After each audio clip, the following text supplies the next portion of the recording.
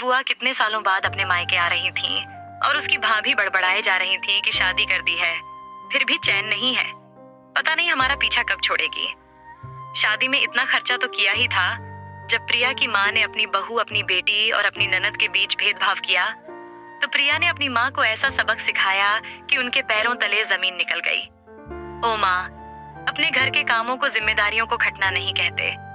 और अगर तुम अपनी बेटी के लिए ऐसी सोच रखती हो, तो फिर एक बार यह भी सोचो कि भाभी भी इस घर के लिए तुम्हारे हिसाब से खट रही है।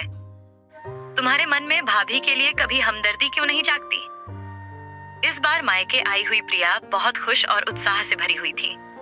राखी पर तो वह लगभग हर साल मायके आती है और भाई दूज पर अपनी नंदों को अपने घर बुलाती है। इस तरह वह भी खुश, उसके पति और नंदे भी खुश, और इस बार तो मीरा बुआ भी आ रही थी।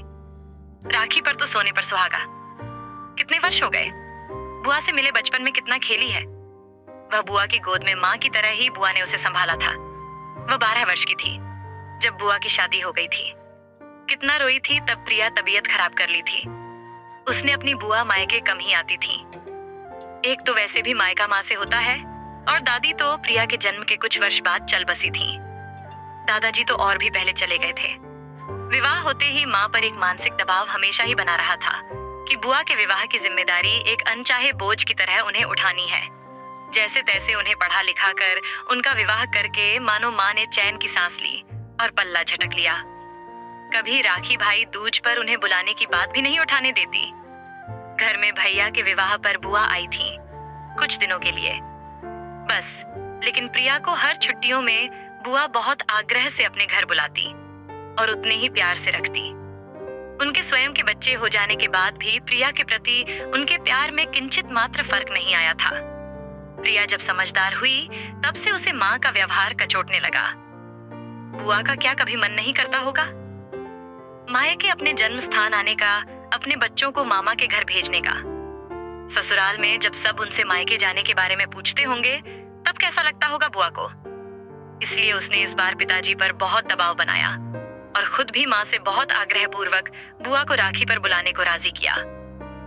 माँ को पता नहीं क्यों हर बार इस बात का डर लगा रहता कि बुआ को बुलाया तो उन्हें लेना देना पड़ेगा। पहले ही उनके विवाह का खर्च माँ को ही करना पड़ा है और अब तीज त्योहार पर फिर खर्चा। प्रिया को माँ की छोटी सोच और मानसिकता पर दुख होता, लेकिन कुछ बोल नहीं पाती। माँ कैसे रिश्तों को पैसों में तोल पाती है? वह भी एक बेटी के, उसके मायके के साथ रिश्ते को बुआ के आने में अभी एक दिन बाकी था। प्रिया ने भाभी को रसोई घर में खाना और मिठाइयां बनवाने में पूरी मदद की ताकि भाभी पर काम का अतिरिक्त बोझ न पड़े और उनके साथ प्रिया समय भी व्यतीत कर ले। दोनों हंसी मजाक और बातें कर रही थीं। माँ हर थोड़ी देर बाद किसी न किसी बहाने से उसे आवाज देकर बुला रही थी। प्रिया समझ गई कि माँ नहीं चाहती कि वह रसोई में भाभी की मदद करे। प्रिया दुखी हो गई। माँ की सोच पर माँ की मंशा समझकर भाभी का भी मुंह उतर गया, पर प्रिया ने माँ की बात पर कोई ध्यान नहीं दिया और वह भाभी के साथ काम करवाती रही। दोपहर में खाने के बगैर से फुर्सत पाकर प्रिया फिर आराम से माँ के पास बैठी। तुझे क्या जरूरत है खटने की? 2 दिन के लिए तो आई है, इसी तरह कर लेती। काम माँ ने छूटते ही डांट लगाई। तो क्या हुआ माँ, दोनों ने मिलकर किया तो काम भी जल्दी निपट गया। थोड़ा आराम भाभी कर लेगी, इसी बहाने ननद भाभी थोड़ी गपशप भी कर लेती हैं। प्रिया बोली, अरे तुझे तेरे घर में तो खटना ही पड़ता है और यहाँ भी माँ आगे कुछ बोलती। इससे पहले ही प्रिया बोल पड़ी, ओ माँ, अपने घर के कामों को, जिम्मेदारियों को खटना नहीं कहते। और अगर तुम अपनी बेटी के लिए ऐसी सोच रखती हो तो फिर एक बार यह भी सोचो कि भाभी भी इस घर के लिए तुम्हारे हिसाब से खट रही है। तुम्हारे मन में भाभी के लिए कभी हमदर्दी क्यों नहीं जागती? तुम्हें कभी उनके लिए यह क्यों नहीं लगता कि वह बेचारी भी खट रही है?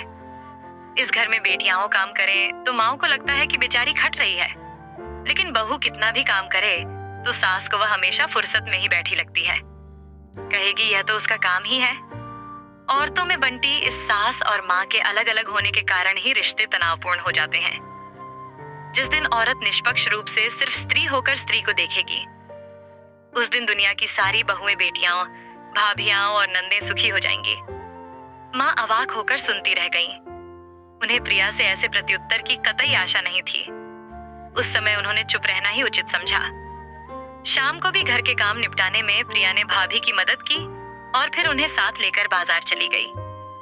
उसने बहुत ही सुंदर राखी भैया के लिए खरीदी और उन राखियों को देखकर अनायास ही उसे अपने बचपन की याद आ गई। उसे राखी का त्योहार बचपन से ही विशेष प्रिय रहा है। छोटी सी थी जब पिताजी की गोद में चढ़कर राखी खरीदने बाजार जाती थी और ढेर सारी दुकानें ढूंढकर एक बहुत बड़ी सी रंग बिरंगी फूल पत्तियों वाली राखी खरीदती थी। अपना सारा प्यार राखी के आकार के साथ भैया की कलाई पर बांध देना चाहती थी। तब यही लगता था कि जितनी बड़ी राखी होगी भैया को लगेगा कि प्रिया उनसे उतना ही अधिक प्यार करती है। तभी प्रिया बाजार से सबसे बड़ी राखी छांट कर लाती थी और भैया था कि इतनी बड़ी राखी को देखकर मुंह बिचकाता। ये क्या उठा लाई है? मेरे सारे दोस्त फिर शाम को मुझ पर हंसते हैं। कोई छोटी राखी नहीं मिली थी क्या? तब माँ बहुत समझा बुझाकर उसे शांत करती। अरे अभी छोटी है इसलिए थोड़ी समझदार हो जाएगी, तब थोड़ी इतनी बड़ी राखी बांधेगी। प्रिया को अब भी याद है, स्पंज के फूलों की परतों पर रंग बिरंगी पत्तियां और चमकीले सितारे लगे। वह राखी वाली राखियां कितना स्नेह भरा होता था उनमें। दूसरे दिन प्रिया भैया के नहाने से पहले वह राखी उनकी कलाई से उतार लेती थी और फिर वह राखी उसके निजी खजाने में जमा हो जाती थी। साल भर तक वह उसे संभाल कर रखती। कभी अपनी कलाई पर बांधकर खुश होती तो कभी माथे पर रखकर अपने रूप पर खुद ही रीझ जाती, मानो कहीं की महारानी हो। प्यार के रेशमी धागों में बनता लिपटा बचपन फिर सयानेपन की ओर बढ़ चला। भैया उसकी राखी पूरे साल अपने हाथ पर बांधे रखता, तो अब राखी की सुंदरता की जगह उसकी मजबूती प्रमुख हो गई। लेकिन रिश्ते वैसे ही सुंदर बने रहे जैसे वह बचपन की राखी सुंदर हुआ करती थी।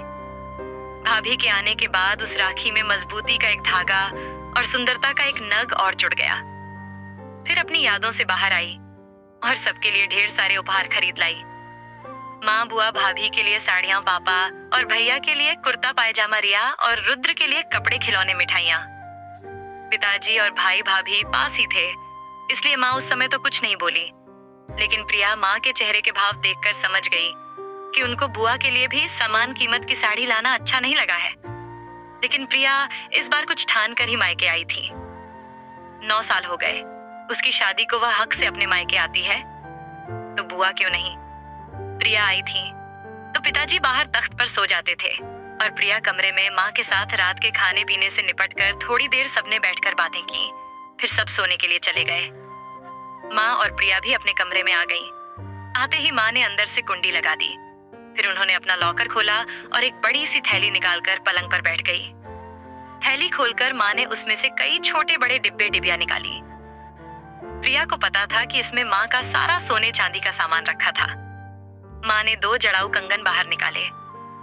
प्रिया पहचान गई, यह उसकी दादी के कंगन थे। दोनों कंगन मिलाकर कम से कम 15 तोले के होंगे। मैं चाहती हूँ कि अब यह कंगन तू रख ले। माँ ने प्रिया के हाथ में कंगन थमाते हुए कहा, इससे पहले कि कोई इन्हें झपट ले। मगर क्यों माँ, ये कंगन तो दादी के हैं ना? प्रिया चौंक कर बोली। मगर तब तक माँ थैली में दूसरी चीजें ढूंढने लगी और साथ ही माँ का बड़बड़ाना भी शुरू हो गया। ब्याह करने के बाद भी चैन नहीं है। उम्र भर इनके 30 त्योहारों पर भी घर भरते रहो। ब्याह कर दिया भाई ने, तब भी पिंड नहीं छूटा। अब भी मुक्ति नहीं है हमें। माँ बाबूजी खुद तो चले गए, लेकिन हमें बांध दिया। इस जंजाल में घर पर बुलाकर इनकी खातिरदारी भी करो और विदा करते समय इनकी खातिर लुट भी जाओ। ये बहनें भी भाई के गले टंगी रहती हैं। उम्र भर प्रिया को याद आया, जब बुआ के यहाँ जाती थी तो कितने प्यार से, चाव से कितना कुछ खरीद कर देती थी वह मुझे, कपड़े, खिलौने। लेकिन उनके बेटों के लिए माँ ने कभी कुछ नहीं भेजा, ना कभी घर बुलाया। छुट्टियों में उन्हें पता ही नहीं कि मामा का घर कैसा होता है। चांदी की मामूली चीज देने का भी माँ का मन नहीं हुआ, तो अलमारी में उपहार में आई हुई साड़ियां छांटने लगी माँ बुआ को देने के लिए। लेकिन प्रिया का चेहरा अचानक ही सांवला पड़ गया। वह अनायास बुआ के साथ अपनी तुलना करने लगी। दोनों ही तो इस घर की बेटियां हैं। आज माँ बुआ को लेने देने पर इतना मन खराब कर रही है, कल को भाभी भी प्रिया के लिए साड़ियां छाटेगी।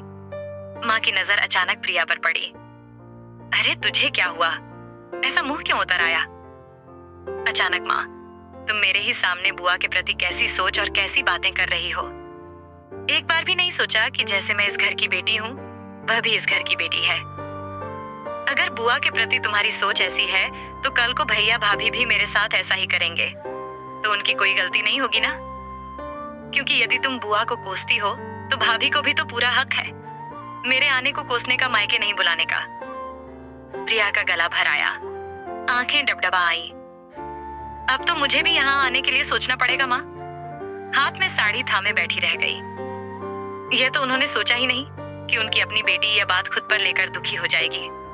तुम शुरू से ही बुआ के प्रति जैसा व्यवहार कर रही हो, भविष्य में भाभी के मन में भी मेरे प्रति वैसा ही व्यवहार करने का बीज बो रही हो, क्योंकि वह देख रही है कि इस घर में ननद का सम्मान और प्रेम कितना और कैसा होता है। प्रिया हाथ के कंगन की तरफ देखते हुए बोली, यह दादी के पुश्तैनी कंगन है। वह चाहती तो तुम्हारी तरह ही चुपचाप बुआ को दे सकती थी, लेकिन उन्होंने घर की बहू पर भरोसा किया और तुम्हारा मान रखा। भाई बहन का रिश्ता तो वैसे भी रेशम की तरह नाजुक होता है और माँ बांधने के लिए उसमें पहले ही गांठ लगानी पड़ती है। तो जिस रिश्ते में पहले ही गांठ लगी हो तो उसमें और खिंचाव क्यों पैदा करना? ये कंगन भाभी ने तुम्हारे पास रखे देखे हुए हैं। कल को उन्होंने इसके बारे में पूछा तो क्या जवाब दोगी? मायका माँ से होता है और उसके बाद भाई भाभी से अपने व्यवहार की वजह से। मेरा मायका मत बिगाड़ो माँ। मैं इस घर का इतिहास दोहराना नहीं चाहती। बुआ को सम्मान दो, तभी तुम्हारी बहू मुझे सम्मान देना सीखेगी। जब बुआ के बच्चों को प्रेम से अपने घर रहने के लिए बुलाओगी, तभी भविष्य में इस घर में मेरे बच्चे भी अधिकार से रह पाएंगे। भगवान के लिए एक ही घर की दो बेटियों के लिए अलग अलग व्यवहार मत करो। प्रिया ने कंगन वापस माँ के हाथों में थमा दिए। आज दूसरे दिन सुबह सवेरे ही बुआ आ गईं। सालों बाद अपना घर देखने की खुशी उनके चेहरे पर सहज दिख रही थी। कितना कुछ लेकर आई थी, सबके लिए एक से एक महंगी वस्तुएं और उन सबसे ऊपर सबके लिए अनमोल व अपार स्नेह। पिताजी भी कितने खुश लग रहे थे। नहा धोकर पिताजी और भैया राखी बंधवाने बैठे। राखी बंधवाने के बाद भैया ने प्रिया के सर पर स्नेह से हाथ फेरकर उपहार दिया। पिताजी संतोष से खड़े रहे। तभी माँ ने एक कीमती साड़ी पिताजी को दी बुआ को देने के लिए। फिर माँ ने दादी के जड़ाऊ कंगन में से एक एक कंगन बुआ और भाभी को दे दिए। ये माँ जी के कंगन है, इन पर अब तुम दोनों का हक है। ये माँ जी के आशीर्वाद स्वरूप उनके बेटे और बेटी दोनों के वंश में रहेंगे। बुआ की आंखें इस स्नेह से भीग गई। माँ ने उन्हें गले लगा लिया। प्रिया ने ईश्वर को प्रणाम किया। ये रेशमी रिश्ते अब प्यार को गांठ में बांधकर हमेशा मजबूत रहेंगे। आज एक बेटी को पीहर और पीहर में एक माँ का प्यार मिला था। तो दोस्तों, यह थी आज की कहानी। इस कहानी के बारे में आपकी क्या राय थी, यह कमेंट बॉक्स में ज़रूर बताइए। अगर आपको कहानी पसंद आई हो तो वीडियो को लाइक करें और चैनल को सब्सक्राइब करें और बेल आइकन पर क्लिक करके इसे ऑल पर सेट करें, ताकि नई वीडियो की सूचना आपको तुरंत मिल जाएगी। धन्यवाद।